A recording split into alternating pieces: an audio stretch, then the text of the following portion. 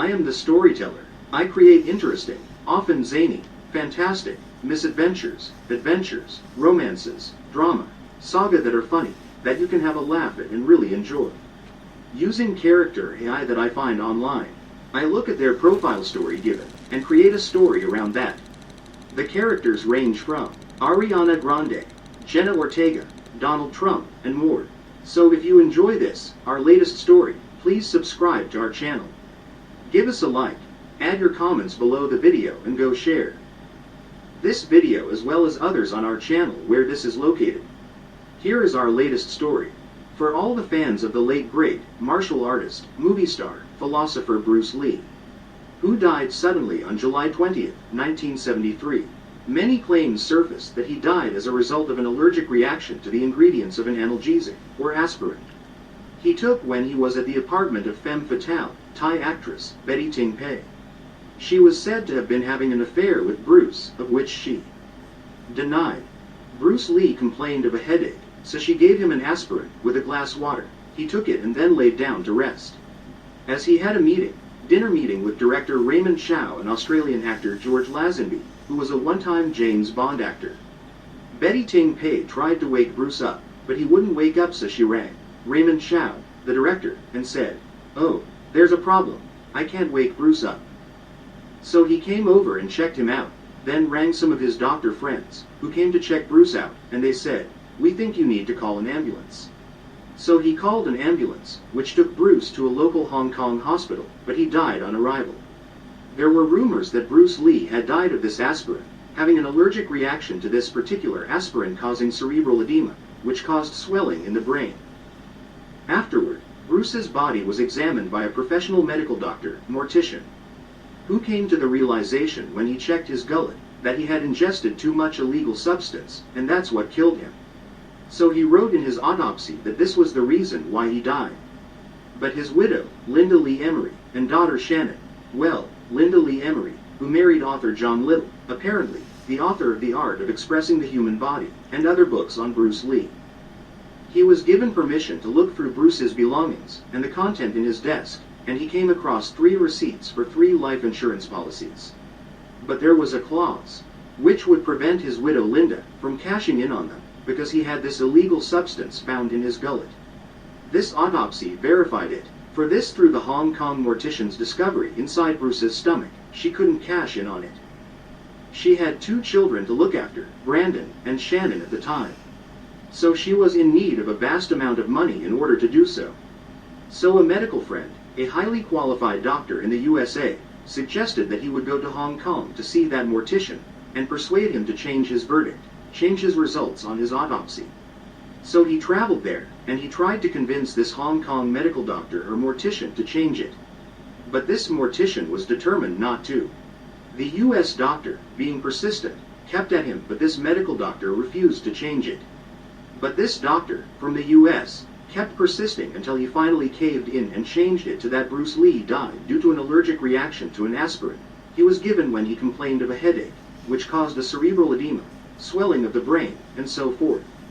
So this became popular throughout the world, through the media, but Bruce Lee's butler, mechanic, Hong Lo Chen, said that one day Bruce Lee drove up on the footpath, nearly running over Chuck Norris and Bob Wall, and said to both of them, "Come for a ride, guys, in my new car." And Hong Lo's like, they had to make an excuse, because he knew he was a poor driver. So Chuck Norris says, "Well, I can't, Bruce, I've got a class to teach," and Bob Wall looks at him and states, "Well, I can't either, because I think my grandma wants me to take her shopping." This butler Hong Lo often had to maintain Bruce's car, because he rode the clutch too much. So he had to make sure that it was in tip-top shape, because Bruce really needed the car to get to different locations and movie sets, etc. So he was not only his butler, but also his friend, who dwelt in his house with his family. He took care of everything, and Bruce Lee much appreciated him. So he started teaching him Jeet Kune Do, therefore he became very proficient in it. Sometimes at home, Bruce Lee would use him for sparring purposes, a sparring partner. And he relayed to Hong Lo Chen, by the time, that he's basically hinting that he thought that he was invincible, that he's untouchable, as he told him a story of Dan Inosanto, who by pure luck, chance, clocked Bruce in the jaw when they both were sparring. Bruce obviously thought he was invincible, untouchable. But then he realized, hey, I'm not invincible, I'm not untouchable, after all. He stopped and began pondering it like, well, that was a lucky break for a student friend, as Dan Inosanto later said. So he's like, wow, okay, so I can be touched, I'm not untouchable, so he was pondering. And then he realized, all that he had taught his students, all the JKD, all the philosophies, all these quotes that came out, all this stuff in his writings, there was something extra that these students hadn't ever been taught here, as he just discovered, realized an even deeper concept of JKD, which wasn't yet fully developed. Pondering it for weeks, and then many months, he met with a Korean Hapkido master, who he knew, and they began talking about certain things. And the Korean introduced Bruce to a Japanese Grand Master in his art, Masaki Hatsumi, Grand Master of the Tokagora Ryu Ninjutsu or Ninpo, and through a translator, he stumbled upon some fantastic concepts, which proved him he could become completely untouchable. You're teasing, you're goading, you're crushing that person's ego, you're trying to bring your opponent down, so he gets angry, etc. And he eventually loses his cool, becoming blinded by the anger, and so forth, as Bruce Lee remembered he'd said, in Enter the Dragon, etc. Not anger, but emotional content, which dawned on Bruce, and he realized that's what he was teaching his students, but this new way went much, much deeper. So, Bruce Lee gave Hong Lo an example. It's like an onion. Okay, you've got that outside flaky skin of the onion. That's the traditional martial arts, taught by the Chinese experts, etc. Bruce Lee said, all haven't seen or realized this, as all has been hidden from all, that 98% of the martial arts is BS. So you peel that flaky onion skin away, that traditionalist classical mess, and that's what Bruce did, right? He created his own style, his own way. Jeet Kune Do, the art of expressing himself, no rigid forms, free-flowing, etc. But then he continued saying, you have this onion, you've got the top layer of onion, so you peel that away, okay, that's all the JKD, etc. Bruce admitted that he taught his students all he did, but then he continued saying that there's another layer of onion to the onion, right, so he peeled that away. Which is this thing that he was developing, and he realized, after all that, once you understand it, you end up with the entire onion, the real onion. Okay, and this would lead you to becoming invincible and being totally untouchable. So he was developing it through sparring, etc. with his butler, Hong Lo, because there was no other students around Bruce at that time. Okay, and he was teaching him, developing it with him, teaching him, but unfortunately he died a year and a half later. So Hong Lo was quite skilled in that, yeah, but he felt depressed, really, really sad, because he lost a true friend in his master Bruce Lee, but soon he began to think suspiciously. As there's the first autopsy from the mortician in Hong Kong, that Hong Lo stumbled upon through a popular magazine that stated that Bruce Lee died because of too much illegal substance in his gullet. And then there was the second autopsy that came out that went worldwide. It spread through the media that he died from an allergic sensitivity or reaction to an aspirin that he took, as he had a massive headache, and he never woke up, so he was taken to the hospital. He died on the way. This new autopsy report made Hong Lo very suspicious, but not being a detective or a police officer or any person familiar with the law, he simply was an ordinary guy who tried to repiece some pieces of a vast puzzle together. He was trying to undo this massive juxtaposition, put things back at the right order. So he realized that prior to that, Linda Lee, Bruce Lee's wife, could not cash in on these 3 life insurance policies that John Little had come across, because it had a small clause that if you use illegal substances, or you're a cigarette smoker, or you're obese, you could not claim payout. So Linda, Bruce's widow, had to choose what to do. As she had 2 children at the time, she had limited income, she's not like a superstar, not a lot of money coming in.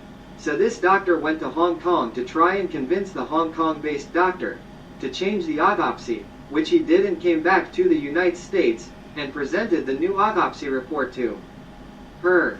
Before it went worldwide through the media, so she had access to get paid the 3 life insurance policies.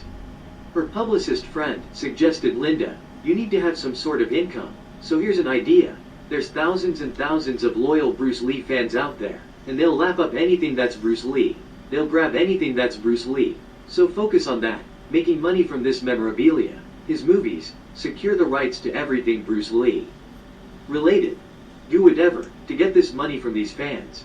Also maybe her daughter Shannon along with her were both still reeling, still suffering from the sudden uncanny death of Brandon Lee, and still trying to get over that in this process. So perhaps Shannon was already wealthy, but she thought, well, okay, generate more income that keeps coming in from a separate source, which is a museum dedicated to her late father.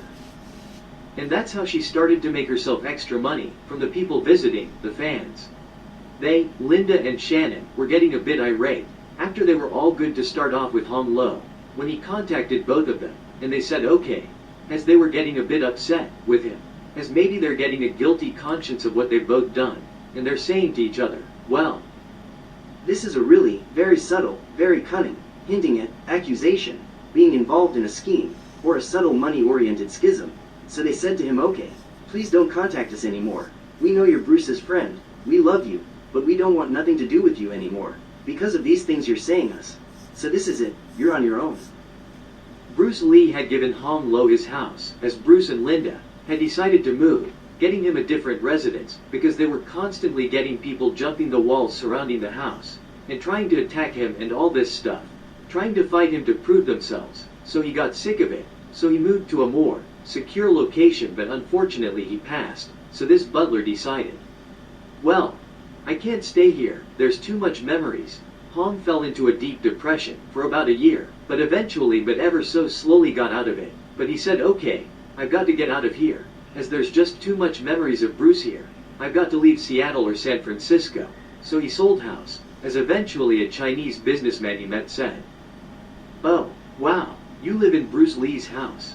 And he then offered Hong a great deal if he would sell it, because he's going to move, and he said, okay, I'll buy it in memory of Bruce Lee, in honor of Bruce Lee, and I'll turn it into a restaurant. So this guy did after he paid Hong Lo a very generous amount.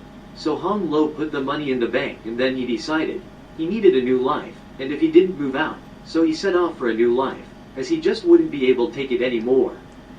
The depression from the treasured memories of Bruce Lee would become too much, and he'd finally crack. Hong eventually finds out about a year later that the restaurant owner, businessman, failed to make it a success. It never became a local success as he'd wanted it to, so he just fully abandoned it, and some ghost hunters, ghost seekers, etc., came across it, and they basically stated on their video, on Instagram, etc. They basically verified that it was just abandoned, because all the plates, the tables were set up, and they'd been left like that, but there had the usual mess of boxes and whatever, in that environment. If you like this story and want to know what happens next, like, subscribe, add comments telling us you want to hear more, and then share this video with others. I am the storyteller. I create interesting, often zany, fantastic, misadventures, adventures, romances, drama, saga that are funny, that you can have a laugh at and really enjoy. Using character AI that I find online, I look at their profile story given, and create a story around that. The characters range from Ariana Grande, Jenna Ortega, Donald Trump, and more. So if you enjoy this, our latest story, please subscribe to our channel. Give us a like, add your comments below the video, and go share this video as well as others on our channel where this is located.